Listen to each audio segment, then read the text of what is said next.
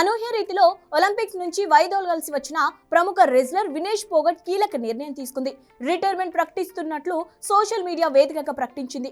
Wrestling నాతో match గెలిచింది, నేను ఓడిపోయాను. మీ కలలు నా ధైర్యం చెదిరిపోయాయి. నాకిప్పుడు బలం లేదు. కుస్తీకి గుడ్ బై. నేను మీ అందరికీ ఎప్పటికీ రుణపడి ఉంటాను. క్షమించండి అంటూ ఎక్స్ లో వినేష్ పోగట్ పోస్ట్ చేశారు. బుధవారం ఉదయం వినేష్ పోగట్ బరువు ఎక్కువగా ఉండడంతో ఒలింపిక్స్ నుంచి డిస్క్వాలిఫై అయ్యారు. 100 గ్రాముల అధిక బరువు ఉన్నందుకు వినేష్ పోగట్ పై అనర్హత వేటు వేశారు. అయితే దీని వెనుక కుట్ర జరిగిందంటూ భారీగా ఆరోపణలు వస్తున్నాయి. వినేష్ పోగట్ ఫైనల్ గెలిస్తే స్వర్ణం లేకుంటే రజత పథకం వచ్చేది. కానీ ఆమెను అనూహ్యంగా తప్పించడంతో భారతీయులు ఆవేదన చెందుతున్నారు. 29 ఏళ్ల ఆమె ఒలింపిక్ క్రీడల ఫైనల్స్ కు చేరుకొని మహిళల 50 కేజీల విభాగాల్లో ఫైనల్ కు వెళ్లిన తొలి మహిళ రెజ్లర్ గా రికార్డు సృష్టించింది.